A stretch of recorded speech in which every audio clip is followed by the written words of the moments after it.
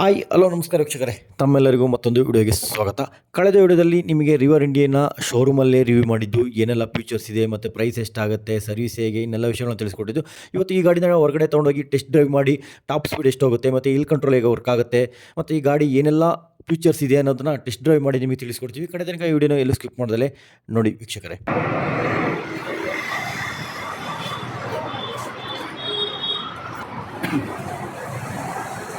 So ಇದು heal hold. ನೀವು ಡೌನ್ಸಲ್ಲಿ ಏನಾದ್ರು ಇದ್ದಾಗ ನೀವು ಬ್ರೇಕ್ ಅಪ್ಲೈ ಮಾಡಿ ನಿಲ್ಲಬೇಕು ಅನ್ನೋ ನೆಸೆಸಿಟಿ ಇರಲ್ಲ.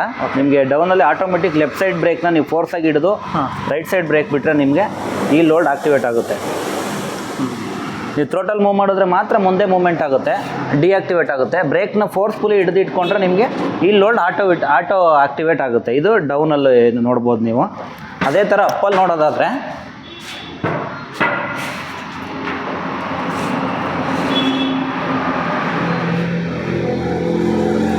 ಈಗ ಸಡನ್ನಾಗಿ ಬರ್ತಿರ್ತೀರ ಅಪ್ಪಲ್ಲಿ ಬಂದು ಏನಾದರೂ ನಾವು ಬ್ರೇಕ್ ಹಿಡಿದು ನಿಲ್ಲಬೇಕು ಅನ್ನೋದು ಇರಲ್ಲ. Okay, so hill hold activate ಆಗಿರುತ್ತೆ. ನೀವು ಏನಾದರೂ ಥ್ರೋಟಲ್ನ ಮುಂದೆ ಮೂವ್ಮೆಂಟ್ ಮಾಡಿದ್ರೆ ನಿಮಗೆ ಮುಂದೆ ಮೂವ್ಮೆಂಟ್ ಆಗುತ್ತೆ. ಇದನ್ನು ಸ್ಟಾಪ್ ಮಾಡಿದ್ರೆ ಆಟೋ. ಸೊ ಇದೊಂದು ಹೀಲ್ ಹೋಲ್ಡ್ ಅಸಿಸ್ಟ್. ಇವಾಗ ರೈಡ್ ಮಾಡ್ತಾ ಇದ್ವಿ, ನಮಗೆ ನೀವೇ ರೈಡ್ ಮಾಡ್ತಾ ಇದ್ದೀರಾ? ಹೌದು. ಫಸ್ಟ್ ಮೋಡ್ಸ್ ಬರುತ್ತೆ, ಯಾವ ಥರ ಸೆಟ್ ಮಾಡ್ಬೋದು ಸರ್? ಇದರಲ್ಲಿ 3 ಮೋಡ್ಸ್ ಬರುತ್ತೆ ನಿಮಗೆ. ಸೊ ಈಕೋದಲ್ಲಾದರೆ ಅಪ್ ಟು ಸಿಟಿ ಲಿಮಿಟ್ಸಲ್ಲಿ ಟ್ರಾಫಿಕ್ ಇದ್ದಾಗ ನೀವು ಇಕೋ ಮೋಡ್ನ ಯೂಸ್ ಮಾಡ್ಬೋದು. Up to 40 to 45 speed top speed ಇದು ಈಕೋದಲ್ಲಾದರೆ. ಸಪೋಸ್ ಏನಾದ್ರು ಇನ್ನೂ ಸ್ಪೀಡಾಗಿ ಹೋಗಬೇಕು ನೀವು ಅಂದರೆ ಈ ಮೋಡ್ ಇದೆಯಲ್ಲ, ಈ ಮೋಡ್ನ ನೀವು ರೈಟಿಗೆ ಲಿಫ್ಟ್ ಮಾಡಿದ್ರೆ one time ride mode connect ಆಗುತ್ತೆ. ಮೋಡ್ ಅಂತ ಆಪ್ಷನ್ ತೋರಿಸ್ತಿದ್ದೀರಾ? ಹೌದು, ಮೋಡ್ ಅಂತ ಇದೆಯಲ್ಲ, ಈ ಮೋಡ್ನ ಸ್ವಿಚ್ ಮಾಡಬೇಕು ನೀವು. ರೈಟಿಗೆ ಲಿಫ್ಟ್ ಮಾಡಿದ್ರೆ ನಿಮಗೆ ಸ್ಪೀಡ್ ಚೇಂಜ್ ಆಗುತ್ತೆ. ಅಪ್ ಟು 80 ಸ್ಪೀಡ್ವರೆಗೂ ನೀವು ನೋಡ್ಬೋದು. ಈಗ ನೀವು ನೋಡ್ಬೋದು, ಈಗ ರೈಡ್ ಮೋಡಲ್ಲಿ ಹೋಗ್ತಿದೆ, ಸೆಕೆಂಡ್ ಮೋಡು. ನೀವು ನೋಡೋದಾದರೆ ಇಲ್ಲಿ ಅಪ್ ಟು ಟಾಪ್ ಸ್ಪೀಡ್ 80ವರೆಗೂ ಹೋಗ್ಬೋದು. ಸೊ ಈಗ 45 to 50 ಕಿಲೋಮೀಟರ್ಸ್ ಈ ರೋಡಲ್ಲಿ ನಾವು ಸ್ಪೀಡು ಯೂಸ್ ಮಾಡೋಕ್ಕಾಗಲ್ಲ, ಏಕೆಂದರೆ ಈಕೋನೇ ಬೆಟರು. ಸೊ ಟ್ರಾಫಿಕ್ ಇರುತ್ತಲ್ಲ. ಇನ್ನೂ ನೀವು ಸ್ಪೀಡ್ ಬೇಕು ಅಂತಂದರೆ ನೀವು ರಶ್ ಮೋಡ್ನ ಯೂಸ್ ಮಾಡ್ಬೋದು. ಈ ಮೋಡಲ್ಲಿ ನೀವು ಮತ್ತೆ ಸ್ವಿಚ್ ಮಾಡಿದ್ರೆ ರೈಟ್ ಸೈಡ್ಗೆ ನಿಮ್ಗೆ ರಶ್ ಮೋಡ್ ಆಕ್ಟಿವೇಟ್ ಆಗುತ್ತೆ. ಇದು ಟಾಪ್ ಸ್ಪೀಡ್ ಬಂದು 90 ಸ್ಪೀಡ್ವರೆಗೂ ಹೋಗ್ಬೋದು. ಸಪೋಸ್ ಎಮರ್ಜೆನ್ಸಿ ಇದ್ದಾಗ ನೀವು ಈ ಮೋಡ್ನ ಯೂಸ್ ಮಾಡ್ಕೊಬೋದು. 3ನೇ ಮೋಡ್ ಇದು. ಇಲ್ಲ ತುಂಬ ಟ್ರಾಫಿಕ್ ಇದೆ, ನಾನು ತುಂಬ ಸ್ಲೋ ಆಗಿ ಹೋಗಬೇಕು ಅಂತಂದ್ರೂ ನೀವು ಸಡನ್ನಾಗಿ ಈಕೋ ಮೋಡ್ನ ಚೇಂಜ್ ಮಾಡ್ಕೊಬೋದು. ಸೇಮ್ ಲೆಫ್ಟಿಗೆ ಲಿಫ್ಟ್ ಮಾಡಿದ್ರೆ ನಿಮಗೆ ಈಕೋ ಮೋಡ್ ಬರುತ್ತೆ. ಈಕೋ ಮೋಡಲ್ಲಾದರೆ ಈಕೋ ಮೋಡಲ್ ಅಪ್ ಟು 45 ಸ್ಪೀಡ್ವರೆಗೂ ಹೋಗ್ಬೋದು ಸರ್. ಈಗ ನೋಡಿ, ನೀವು ಇಲ್ಲಿ ಡಿಸ್ಪ್ಲೇಲಿ ನೋಡ್ಬೋದು 97% ಇದೆ, 104 ಕಿಲೋಮೀಟರ್ಸ್ ಬರುತ್ತೆ ಟ್ರೂ ರೇಂಜು. ಸೊ ನೀವು ಅದೇ ರೈಡಲ್ಲಿ ಹೋದರೆ ಡಿಪೆಂಡ್ ಅಪಾನ್ ಯೂಸೇಜು, ಏಕೆಂದರೆ ಇದು ಬ್ಯಾಟ್ರಿಯಿಂದನೇ ಎಲ್ಲ ರನ್ ಆಗೋದ್ರಿಂದ ನೀವು ಸ್ವಿಚರ್ಸು ಮತ್ತು ಆದಷ್ಟು ಬ್ರೇಕಿಂಗ್ಸ್ ಎಲ್ಲದೂ ನೀವು ನೋಡ್ಕೊಂಡು ಯೂಸ್ ಮಾಡಬೇಕು. ಕಾಮನ್ನಾಗಿ ನೀವು ಪೆಟ್ರೋಲ್ ಗಾಡಿ ಥರ ನಾವು EVನ ರೈಡ್ ಮಾಡೋಕ್ಕಾಗಲ್ಲ, ಏಕೆಂದರೆ EV ಥರನೇ ರೈಡ್ ಮಾಡಬೇಕು ನೀವು.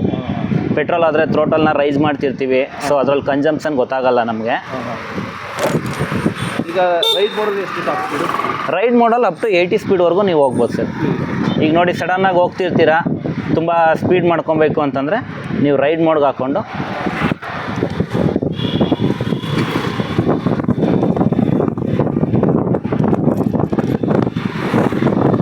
ಅದು 45 ಸ್ಪೀಡು, ಇದು 50, 60. ಈ ರೋಡಲ್ಲಿ ಮಾಡೋಕ್ಕಾಗಲ್ಲ, ಯಾಕೆಂದರೆ ಇದು ಸಿಂಗಲ್ ರೋಡು ಮತ್ತು ಸಡನ್ ಟ್ರಾಫಿಕ್ ಇರುತ್ತಲ್ವ, ಈ ರೋಡಲ್ಲಿ ಮಾಡೋಕ್ಕಾಗಲ್ಲ. ಬೇಕಾದ್ರೆ ಹೈವೇಗಳಲ್ಲಿ ನಾವು ಯೂಸ್ ಮಾಡ್ಬೋದು. ರಶ್ ಮೋಡಲ್ಲಾದರೆ ನಿಮ್ಗೆ ಅಪ್ ಟು 90 ಸ್ಪೀಡ್ವರೆಗೂ ಬರುತ್ತೆ ಸರ್.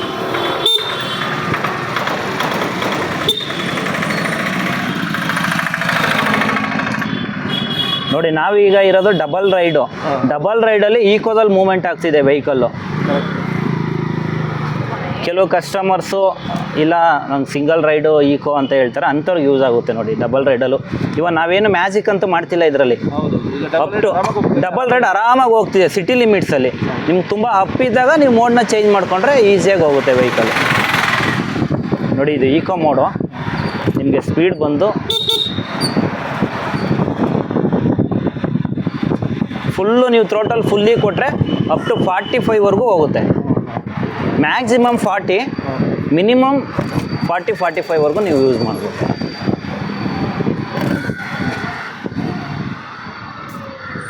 ನಿಂತ್ಕೊಂಡು ಮಾತಾಡೋಣ. ಓಕೆ, ಅಲ್ಲೊಂದಿದೆ ಗಾಡಿ. ರಿವರ್ ಇಂಡಿ ನಮ್ಮ ಜೊತೆ ಇದೆ. ಅಂದರೆ ರಿವರ್ ಇಂಡಿ ಎಲೆಕ್ಟ್ರಿಕ್ ವೆಹಿಕಲ್ ನಮ್ಮ ಜೊತೆ ಇದೆ. ಅದ್ರ ಜೊತೆಗೆ ಸೇಲ್ಸ್ ಎಕ್ಸಿಕ್ಯೂಟಿವ್ ಆದಂಥ ಚೇತನ್ ಅವರು ನಮ್ಮ ಜೊತೆ ಇದ್ದಾರೆ. ಸರ್ ನಮಸ್ತೆ, ತುಂಬ ದಿನ ಆಯಿತು ಭೇಟಿಯಾಗಿ. ಈಗ ರಿವರ್ ಇಂಡಿನಲ್ಲಿ ಏನೆಲ್ಲ ಚೇಂಜಸ್ ಆಗಿದೆ? ಆ್ಯಕ್ಚುಲಿ ಫಸ್ಟು ಸೆಕೆಂಡ್ ಜನರೇಷನ್ ಇತ್ತು, ಥರ್ಡ್ ಜನರೇಷನ್ ಬಂದಿದೆ. ಮೇಜರ್ ಆಗಿ ಬ್ಯಾಟ್ರಿಯಲ್ಲಿ ಆಗ್ಬೋದು ಅಥವಾ ಮೋಟರ್ ಆಗ್ಬೋದು, ಏನೆಲ್ಲ ಚೇಂಜಸ್ ಆಗಿದೆ? ಸರ್ ಈಗ ಜೆನ್2ಗೆ ನೀವು ಕಂಪೇರ್ ಮಾಡೋದಾದ್ರೆ ಈ ಜೆನ್3ಯಲ್ಲಿ ಸೇಮ್ 4 ಕಿಲೋವ್ಯಾಟ್ ಬ್ಯಾಟ್ರಿ ಬರುತ್ತೆ ನಿಮಗೆ. ಓಕೆ, ಇಲ್ಲೇ ಇರುತ್ತೆ ಅದು ಬ್ಯಾಟ್ರಿ ಬಂದು ನಿಮ್ಗೆ ಇಲ್ಲೇ ಇನ್ಸರ್ಟ್ ಆಗಿರುತ್ತೆ. ಮೌಂಟ್ ಆಗಿರುತ್ತೆ. ಈ ನೀವು ಕಾಲೇನು ಇಡ್ತೀರಾ ಅಲ್ಲೇ ಮೌಂಟ್ ಆಗಿರುತ್ತೆ, ರಿಮೂವಲ್ ಮಾಡೋಕ್ಕಲ್ಲ. ಸೊ ಮೋಟ್ರ್ ಬಂದು same 6.7 kilowatt motor, mid drive motors ಬರುತ್ತೆ ನಿಮಗೆ. ಅಲ್ಲಿ ಮಿಡ್ಡಲ್ಲಿ ಇರುತ್ತೆ. ಓಕೆ, ಇಲ್ಲೇ ಇರುತ್ತೆ. ಸೇಮ್ ನೋಡೋದಾದ್ರೆ ನೀವು ಈ ಕಡೆ ನೋಡ್ಬೋದು. So mid drive motors. Okay, ಅದೇ ಮೇಯ್ನ್ ಏನಂತಂದ್ರೆ ನಿಮಗೆ ಚೈನ್ ಡ್ರೈವನ್ ಬರುತ್ತೆ. ಈ ಬೇರೆ ವೆಹಿಕಲ್ಸ್ ಇವಿ ಬೆಲ್ಟ್ ಕಟ್ ಆಗುತ್ತೆ, ಆ ಥರ ಏನು ನೆಸೆಸಿಟಿ ಇರಲ್ಲ. ಚೈನ್ ಕಟ್ ಆದರೂ ನೀವು ಅದನ್ನ ಈಸಿಯಾಗಿ ನಾವು ಕನೆಕ್ಟ್ ಮಾಡ್ಬೋದು. So chain drive. ಸೊ ನೀವು ಜೆನ್2ಗೂ ಜೆನ್3ಗೂ ಫೀಚರ್ಸ್ ನೋಡೋದಾದ್ರೆ ನಿಮಗೆ ಸೇಮ್ ಸಸ್ಪೆನ್ಷನ್ ವೈಸಲ್ಲಿ ನಿಮಗೆ ಫ್ರಂಟ್ ಸಸ್ಪೆನ್ಷನ್ ವೈಸ್ ಚೇಂಜಸ್ ಆಗಿದೆ, ಟೆಲಿಸ್ಕೋಪಿಕ್ ಸಸ್ಪೆನ್ಷನ್ನು. ಸೊ ನಿಮಗೆ ಬ್ರೇಕಿಂಗ್ ಸಿಸ್ಟಮ್ ಚೇಂಜ್ ಆಗಿದೆ. ಫ್ರಂಟ್ ಆ್ಯಂಡ್ ಬ್ಯಾಕಲ್ಲಿ ನೀವು ನೋಡ್ಬೋದು. ಸೊ ಅದರಲ್ಲಿ ರೀಜನರೇಟಿವ್ ಸಿಸ್ಟಮ್ನ ನಾವು ಇಲ್ಲೇ ಅಡಾಪ್ಟ್ ಮಾಡಿದ್ವಿ. ಸೊ ಇದರಲ್ಲಿ ಆಟೋ ಇರುತ್ತೆ, ಅದೇ ರೀಜನರೇಟಿವ್ ಆ ಥರ ನೆಸೆಸಿಟಿ ಏನಿರಲ್ಲ ಇದಕ್ಕೆ. ಬ್ರೇಕ್ ಬಂದು 2 ಡಿಸ್ಕ್ ಬ್ರೇಕ್, ಈ ಫ್ರಂಟ್ ಆ್ಯಂಡ್ ಬ್ಯಾಕ್ ಎರಡು ಸೆಕೆಂಡ್ರಲ್ಲೂ ಸೇಮ್ ಡಿಸ್ಕ್ ಬ್ರೇಕ್ ಬರುತ್ತೆ. ಬಟ್ ಏನಂದ್ರೆ ರೀಜನರೇಟಿವ್ ಸಿಸ್ಟಮ್ ಅಂತ ನಾವು ಇಲ್ಲೊಂದು ಆ್ಯಡ್ ಆನ್ ಮಾಡಿದ್ವಿ. ಸೊ ಅದರಲ್ಲಿ ಏನಾಗ್ತಿತ್ತು ಅಂತಂದ್ರೆ ರೀಜನರೇಟ್ ಆಗೋದು ಬ್ರೇಕ್ ಹಿಡಿದಾಗ ಇಮಿಡಿಯೇಟ್ ಆಗಿ ಆಗ್ತಿತ್ತು. ಸೊ ಇದರಲ್ಲಿ ಆಟೋ ಆಗುತ್ತೆ ರೀಜನ್. ಸೊ ನಿಮ್ಗೆ ಅದು ನೋಡೋದಾದ್ರೆ ಟೈರಲ್ಲಿ ಚೇಂಜಸ್ ಆಗಿದೆ, ನೀವು ನೋಡ್ಬೋದು.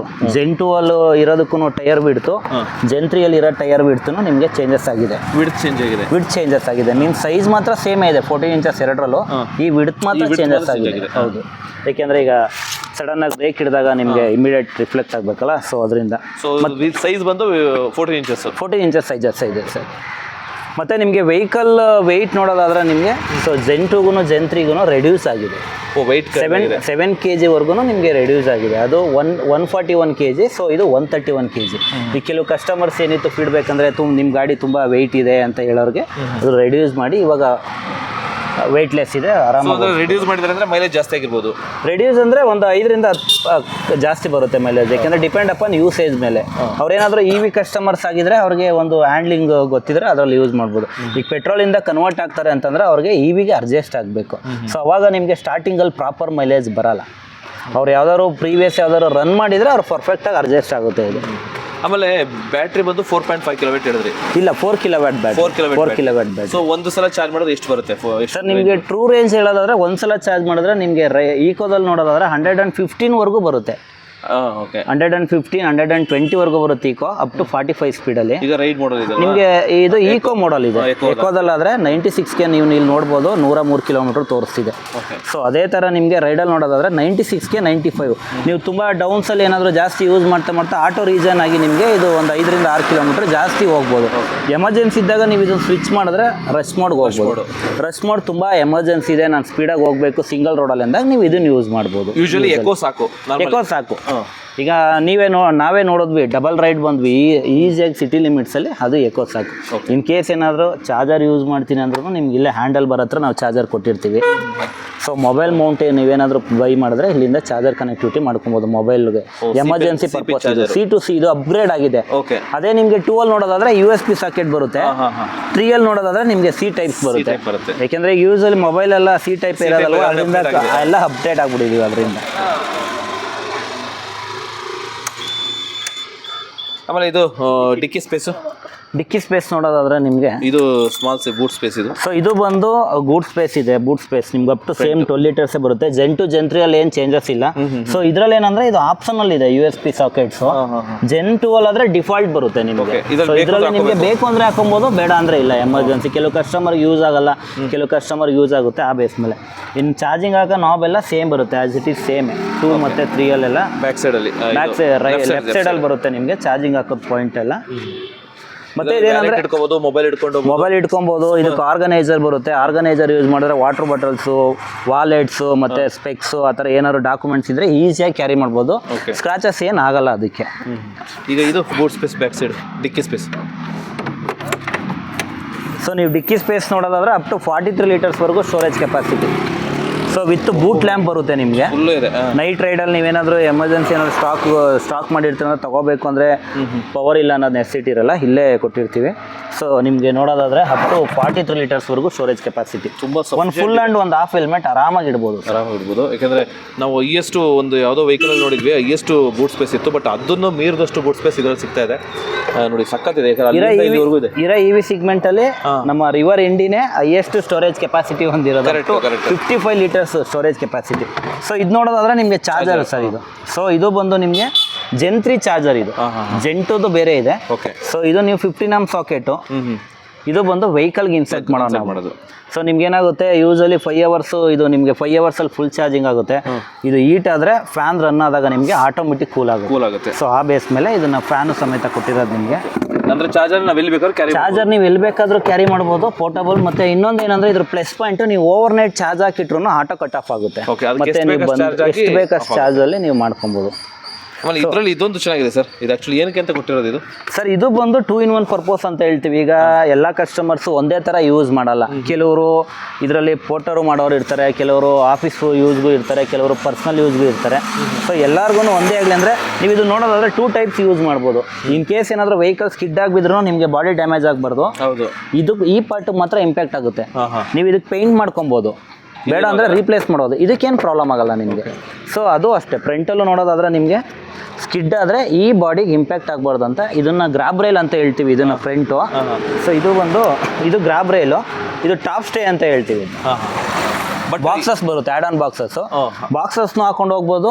ಇಲ್ಲ ಏನಾದರೂ ಲಗೇಜಸ್ ಕಟ್ಕೊತೀನಿ ಅಂದರೆ ನಿಮ್ಗೆ ಈಸಿಯಾಗಿನೂ ಕ್ಯಾರಿ ಮಾಡ್ಬೋದು. ಓಕೆ, ಒಂಥರ ಮಲ್ಟಿಪರ್ಪಸ್. ಯಾಕೆಂದರೆ ನೀವೇನಾದರೂ ಲಗೇಜ್ ಇಟ್ಕೊಂಡ್ರೆ ಇಲ್ಲಿಂದ ಕಟ್ಕೊಳ್ಳೋಕ್ಕೂ ಆಗುತ್ತೆ, ಬಿದ್ದರೆ ಡ್ಯಾಮೇಜು ಆಗಲ್ಲ. ಈ ಕೆಲವರು ಕಾರ್ಪೊರೇಟ್ ಇರ್ತಾರೆ, ಕೆಲವರು ಮೇಸನ್ಸ್ ಇರ್ತಾರೆ, ಅವರೆಲ್ಲ ಲಗೇಜಸ್ ಇಲ್ಲಿ ಅವ್ರದ್ದೇನೋ ಸಮ್ ಎಕ್ವಿಪ್ಮೆಂಟ್ಸ್ ಬರುತ್ತಲ್ಲ ಉದ್ದದ್ದು, ಅದನ್ನೆಲ್ಲದನ್ನು ಈಸಿಯಾಗಿ ಇಲ್ಲಿಂದ ಕವರ್ ಅಪ್ ಮಾಡ್ಕೊಂಡು ಹೋಗ್ಬೋದು ಅಂತ ಎರಡೂ ಕೊಟ್ಟಿರೋದು ನಿಮಗೆ. ಸೊ ಒಂಥರ ರಫ್ಯೂಸ್ಗೆ ತುಂಬ ಚೆನ್ನಾಗಿದೆ ಗಾಡಿ. ರಫ್ಯೂಸ್ಗೆ ನೀವು ಗಾಡಿ ನೋಡ್ತಿದ್ದೀನಿ ಈ ವಿಲಿ ಅಂತಂದರೆ ಈ ಫೀಚರ್ಸಲ್ಲಿ ಈ ಪ್ರೈಸ್ ಸಿಗ್ಮೆಂಟಲ್ಲಿ ನಿಮಗೆ ಇರೋದಂದರೆ ರಿವರ್ ಇಂಡಿ ಒಂದೇ ಇರೋದು. ಇದು ಬ್ಯಾಕ್ ಸಪೋರ್ಟ್ ಆಪ್ಷನ್ ಅಲ್ಲ, ಎಲ್ಲದಕ್ಕೂ ಬರುತ್ತೆ. ಇದು back support in case aged person ಇರ್ತಾರೆ ಅವ್ರಿಗೆ ಆಪ್ಷನ್ ಎಲ್ಲ ಕೊಟ್ಟಿರೋದು. ಇದನ್ನ ಇದು ಬೇಕು ಅಂದ್ರೆ ಹಾಕ್ಸ್ಕೊಬಹುದು, ಇದೇನು ರೆಗ್ಯುಲರ್ ಆಗಿ ಏನಿಲ್ಲ. ಮತ್ತೆ ಇನ್ನೊಂದೇನೋ ಇದು ಬರ್ತಾ ಇತ್ತು ಅನ್ಸುತ್ತೆ, ಇದಕ್ಕೆ ಒಂದು ಟಾಪ್ ಸ್ಟೇ ಅಂತ ಹೇಳ್ತೀವಿ. ಅದನ್ನ ಟಾಪ್ ಸ್ಟೇ ಬಂದು ನೀವು ಬಾಕ್ಸಸ್ ಯೂಸ್ ಮಾಡ್ತೀವಿ ಅಂದ್ರೆ ಬಾಕ್ಸಸ್ ಹಾಕೊಬಹುದು. ಇಫ್ ಇನ್ ಕೇಸ್ ಇಲ್ಲ ಅಂದ್ರೆ ಇದನ್ನ ರಿಮೂವ್ ಮಾಡ್ಬಿಟ್ಟು ಟಾಪ್ ಸ್ಟೇ ಹಾಕೊಂಡ್ರೆ ಲಗೇಜಸ್ ಕಟ್ಕೊಬಹುದು.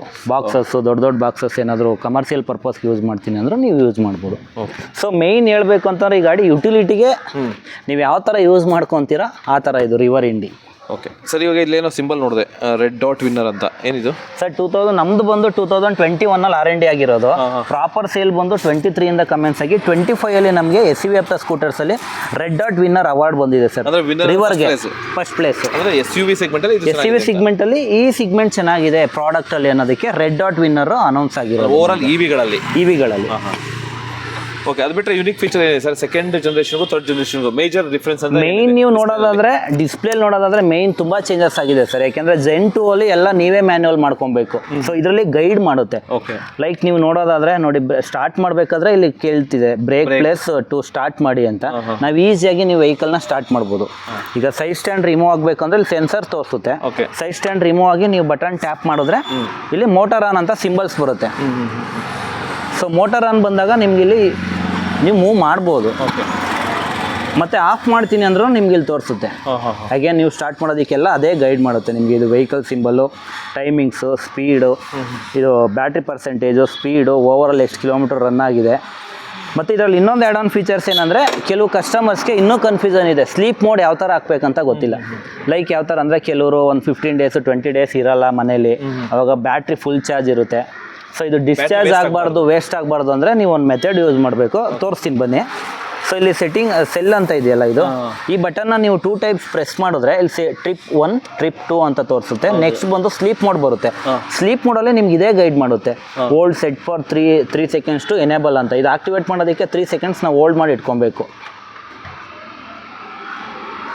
ಹೋಲ್ಡ್ ಮಾಡಿ ಇಟ್ಕೊಂಡ್ರೆ key up to shut down. ಯಾಕೆಂದರೆ ಇದರಲ್ಲಿ ಜೆನ್3ಯಲ್ಲಿ ಮೇನ್ ಫೀಚರ್ಸ್ ಏನಂದರೆ ಈಸಿಯಾಗಿ ನೀವು ಮಾನಿಟ್ರ್ ಮಾಡ್ಬೋದು. ಅದೇ ಥರ 2 ನೋಡೋದಾದ್ರೆ 2 ಜೆನ್ 2ನಲ್ಲಿ ಈ ಥರ ಜೆನ್ 2ಅಲ್ಲಿ ತೋರಿಸಲ್ಲ, ಡೈರೆಕ್ಷನ್ ತೋರಿಸಲ್ಲ. ನಾವೇನು ಡೆಲಿವರಿ ಮೂಮೆಂಟಲ್ಲಿ ಹೇಳ್ಕೊಟ್ಟಿರ್ತೀವಲ್ಲ ಕಸ್ಟಮರ್ಸ್ಗೆ ಅದನ್ನೇ ಫಾಲೋ ಅಪ್ ಮಾಡ್ಬೇಕು ಅವರು. ಇದರಲ್ಲಿ ಆ ಥರ ಏನಿರಲ್ಲ, ಇದರಲ್ಲಿ ಈಸಿಯಾಗಿ ಮಾನಿಟರ್ ಮಾಡ್ಬೋದು. ಸೊ ಇವಾಗ ಸ್ಲೀಪ್ ಮೋಡಲ್ ಇದೆ ಇವಾಗ ಗಾಡಿ. ನೀವು ಒಂದು 15 ಡೇಸು 100% ಚಾರ್ಜ್ ಇತ್ತು ಅಂದರೆ ಡಿಸ್ಚಾರ್ಜ್ ಆಗಲ್ಲ. ಏನಂದರೆ ಪರ್ ಡೇಗೆ ನೀವು 3 ಪಾಯಿಂಟ್ಸ್ 4 ಪಾಯಿಂಟ್ಸ್ ಕಡಿಮೆ ಆಗೋದನ್ನ 1 ಪಾಯಿಂಟಲ್ಲಿ ನಿಮ್ಗೆ ಡಿಸ್ಚಾರ್ಜ್ ಆಗ್ತಾ ಹೋಗುತ್ತೆ. ನೀವು ಬಂದು ಕೀನ ಆಕ್ಟಿವೇಟ್ ಮಾಡಿದ್ರೆ ಮೀನ್ಸ್ ಕೀ ಆನ್ ಮಾಡಿದ್ರೆ ಸ್ಲೀಪ್ ಮೋಡಿಂದ ನಿಮಗೆ ಆಕ್ಟಿವೇಟ್ ಆಗುತ್ತೆ ವೆಹಿಕಲ್. ಮತ್ತೆ ಸ್ಲೀಪ್ ಮೋಡ್ ಇರೋದು ಇದೊಂದು ಬೇರೆ ಆಗುತ್ತೆ ಅಲ್ಲ, ತುಂಬ ಟೈಮ್ ತಗೊಳ್ಳೋದಿಲ್ಲ. ಮತ್ತು ಬೇರೆ ಗಾಡಿ ಥರ ರೀಸೆಟ್ ಆಗಿ ಮತ್ತೆ ಆಕ್ಟಿವೇಟ್ ಆಗೋದಕ್ಕೆ ಟೈಮ್ ಬೇಕು ಅನ್ನೋದೇನಿಲ್ಲ, ಇಮಿಡಿಯೇಟಾಗಿ ರಿಲೀಫ್ ಆಗುತ್ತೆ ನಿಮಗೆ. ಯೂಸಲಿ ಲಾಂಗ್ ಡೇಸಲ್ಲಿ ನಾನು 15 to 20 ಡೇಸ್ ಹೋಗ್ತೀನಿ ಅನ್ನೋರು ಇದೊಂದು ಮೋಡ್ ಯೂಸ್ ಮಾಡ್ತೀನಿ. ಸರ್ ಇವಾಗ ರಿವರ್ ಇಂಡಿ ಸಪೋಸ್ ತೊಗೊಂಡಿರ್ತಾರೆ ಅಂದ್ಕೊಳ್ಳಿ, ಆಲ್ರೆಡಿ ತೊಗೊಂಡಿರ್ತಾರೆ, ಎಷ್ಟೋ ಜನಕ್ಕೆ ಕೆಲವೊಂದು ಗೊತ್ತೇ ಆಗಲ್ಲ ಅನ್ನೋದು ಯಾವ್ದಾದ್ರು ಫೀಚರ್ಸ್ ಇದೆಯಾ ಅಂದರೆ ಅದನ್ನು ತಿಳಿಸ್ಕೊಡೋಂಥ. ಸರ್ ಮೇಜರ್ ಕಸ್ಟಮರ್ಸ್ ಗೊತ್ತಾಗಲ್ಲ ಅಂತಂದ್ರೆ ಈ ಸ್ಲೀಪ್ ಮೋಡ್ ಒಂದು ಗೊತ್ತಾಗಲ್ಲ. ಅದು ಬಿಟ್ಟರೆ ಏನು ಮೋಡೆಲ್ಲ ಚೇಂಜಸ್ ಮಾಡ್ಕೊತಾರೆ. ಇನ್ನು ರಿಮೈನಿಂಗ್ ಕನ್ಫ್ಯೂಷನ್ ಏನಂದರೆ sleep mode and reverse mode. ನಾವು ಡೆಲಿವರಿ ಟೈಮಲ್ಲೂ ಹೇಳಿರ್ತೀವಿ, ನಾವು ಎಕ್ಸ್ಪ್ಲನೇಷನು ನಾವು 1-2 ಟೈಮ್ಸ್ ಮಾಡಿದ್ರು ಆ ಟೈಮಲ್ಲಿ ಕಸ್ಟಮರ್ಸ್ ಮಾಡ್ಬಿಟ್ಟಿರ್ತಾರೆ. Easy way. ಸೊ ಈಗ ವೆಹಿಕಲ್ನ ಸ್ಟಾರ್ಟ್ ಮಾಡ್ತೀವಿ, ಈಗ ಮೂವ್ಮೆಂಟ್ ಆಗ್ತಿರುತ್ತೆ. ಈಗ ನಾನು ಹಿಂಗೆ ಮೂವ್ಮೆಂಟ್ ಮಾಡ್ಬೋದು. ನಾನು ಸಡನ್ನಾಗಿ ಈಗ ರಿವರ್ಸ್ ಬರಬೇಕು, ನಾನು ಇಳಿದು ತಳ್ಳಕ್ಕಾಗಲ್ಲ. ಏಜ್ಡ್ ಪರ್ಸನ್ಸ್ಗೆ ಇದು. ನಾವು ಆದರೆ ಯೂಸಲ್ ಆಗಿ ಹಿಂಗೆ ಮೂವ್ ಮಾಡ್ಕೊಬೋದು. ಸೊ ಇದನ್ನ ಈ ಪಿ ಅನ್ನೋ ಬಟನ್ ಬಂದು ಪಾರ್ಕಿಂಗ್ ಬಟನ್ ಅಂತ ಹೇಳ್ತೀವಿ ನಾವು ಇದನ್ನ. ಸೊ ಇದನ್ನ 1 2 3 ಸೆಕೆಂಡ್ಸ್ ಹೋಲ್ಡ್ ಮಾಡಿ ಇಟ್ಕೊಂಡ್ರೆ ವೆಹಿಕಲ್ಸ್ ರಿವರ್ಸ್ ಬರುತ್ತೆ. ಜೆನ್ 2 ಅಲ್ಲಿ ಇದು ತೋರಿಸಲ್ಲ ನಿಮಗೆ, ರಿವರ್ಸ್ ನಾವೇ ಬರಬೇಕು. ಇಲ್ಲಿ ಪ್ರೆಸ್ ಟು ಫಾರ್ವರ್ಡೆಡ್ ಅಸಿಸ್ಟ್ ಅಂತ ಬರುತ್ತೆ. ನೀವು ಹಿಂಗೆ ಥ್ರೋಟಲ್ನ ಮೂವ್ಮೆಂಟ್ ಮಾಡಿದ್ರೆ ನಿಮ್ಗೆ ಇದು ವೆಹಿಕಲ್ ರಿವರ್ಸ್ ಬರುತ್ತೆ. ಸೊ ಅಗೇನ್ ನೀವು ಮುಂದೆ ಹಿಂದೆ front to back forward movement ಮಾಡಬೇಕಂದ್ರೆ 1 ಟ್ಯಾಪ್ ಮಾಡಿದ್ರೆ ಫ್ರಂಟ್ ಫಾರ್ವರ್ಡ್ ಆಗುತ್ತೆ. ಸೊ ಅಗೇನ್ ನೀವು 1 ಟ್ಯಾಪ್ ಮಾಡಿದ್ರೆ ರಿವರ್ಸ್ ಮೋಡ್ ಬರುತ್ತೆ ಸರ್. ಯಾಕಂದ್ರೆ ಇದು ಈಸಿ ಅಡ್ಜಸ್ಟ್ ಮಾಡ್ಲಿಕ್ಕೆ, ಅಂದ್ರೆ ಎಲ್ಲಿ ಫ್ರಂಟ್ ಟು ಬ್ಯಾಕ್ ನಾವು ಮೂವ್ಮೆಂಟ್ ಮಾಡಬೇಕು ಅಂತಂದ್ರೆ ಚಿಕ್ಕ ಇರೋ ಜಾಗಗಳಲ್ಲಿ ಇದು ಯೂಸ್ ಆಗುತ್ತೆ. ನೀವು ರೆಗ್ಯುಲರ್ ಮುಂದೆ ಫಾರ್ವರ್ಡ್ ಆಗಬೇಕಂದ್ರೆ 1 2 3 ಸೆಕೆಂಡ್ಸ್ ನೀವು ಟ್ಯಾಪ್ ಮಾಡಿ ಇಟ್ಕೊಂಡ್ರೆ ವೆಹಿಕಲ್ಸ್ ಮುಂದೆ ಮೂವ್ಮೆಂಟ್ ಆಗುತ್ತೆ. ಇದು ಮೂವ್ಮೆಂಟ್ ಆಗುತ್ತೆ. ಇಲ್ಲ ಇನ್ನೊಂದು ಮೆಥಡ್ ಇದೆ. ಈಗ ಇದು ರಿವರ್ಸ್ ಮೋಡ್ ಬರ್ತಿರ್ತೀವಿ ನಾವು, ನಾನು ಸಡನ್ನಾಗಿ ಅದೆಲ್ಲ ನಾನು ಹೋಲ್ಡ್ ಮಾಡಿ ಇಟ್ಕೊಳ್ಳೋಕ್ಕಾಗಲ್ಲ ಅನ್ನೋರ್ಗು ಈ ಮೋಡ್ ಇದೆಯಲ್ಲ, ಈ ಮೋಡ್ನ ರೈಟಿಗೆ ಲಿಫ್ಟ್ ಮಾಡಿದ್ರೆ ನೀವು ಮುಂದೆ ಮೂವ್ಮೆಂಟ್ ಆಗುತ್ತೆ. ಸೊ ಇದು 2 ಮೆಥಡ್. ಡೈರೆಕ್ಟ್ ಫಾರ್ವರ್ಡ್ ಆಗುತ್ತೆ, ಅದು ಈಸಿ ವೇಯಲ್ಲಿ ನೀವು ಯೂಸ್ ಮಾಡ್ಬೋದು. ಮತ್ತೆ ಇನ್ನೊಂದು ಹಿಲ್ ಹೋಲ್ಡ್ ಅಸಿಸ್ಟೆಂಟ್ ಅಂತ ಹೇಳಿದ್ರಿ. ನಿಮಗೆ ಹಿಲ್ ಹೋಲ್ಡ್ ಬಂದು ಈಗ ಸಡನ್ ನೋಡಿ ಇಲ್ಲಿ ಆಕ್ಟಿವೇಟ್ ಆಗ್ತಿದೆ, ಹಿಲ್ ಹೋಲ್ಡ್ ಅಂತ ಹೇಳ್ತೀವಿ. ಇಲ್ಲಿ ಬ್ಲಿಂಕ್ ಆಗುತ್ತೆ. ಲೈಕ್ ನೀವು ಯಾವ ಥರ ಅಂದರೆ ಈಗ ಅಪ್ಪಲ್ಲಿ ಹೋಗ್ತೀವಿ, ನೀವು ನೋಡ್ಬೋದು ಇಲ್ಲಿ. ಈಗ ಯಾರೋ ನಮ್ಮ ಫ್ರೆಂಡ್ಸ್ ಯಾರೋ ಸಿಗ್ತಾರೆ, ಮಾತಾಡ್ತಿರ್ತೀವಿ. ಸೊ ಅವಾಗ ನಾವು ಬ್ರೇಕ್ ಹಿಡಿದು ನಿಲ್ಬೇಕು ಅನ್ನೋದೇನಿಲ್ಲ. ಈಗ ಯಾವುದೋ ಒಂದು ಎಮರ್ಜೆನ್ಸಿ ಕಾಲ್ ಮಾಡಬೇಕು, ಅಪ್ಸಲ್ಲಿ ಇದ್ರೂ ನಿಮ್ಗೆ ಇಲ್ಲಿ ಆಕ್ಟಿವೇಟ್ ಆಗುತ್ತೆ, ಹೀಲ್ ಹೋಲ್ಡ್ ಆಕ್ಟಿವೇಟ್ ಅಂತ ಶೋ ಆಗುತ್ತೆ. ಮತ್ತು ಇಲ್ಲಿ ಡಿಸ್ಪ್ಲೇದು ಬರುತ್ತೆ.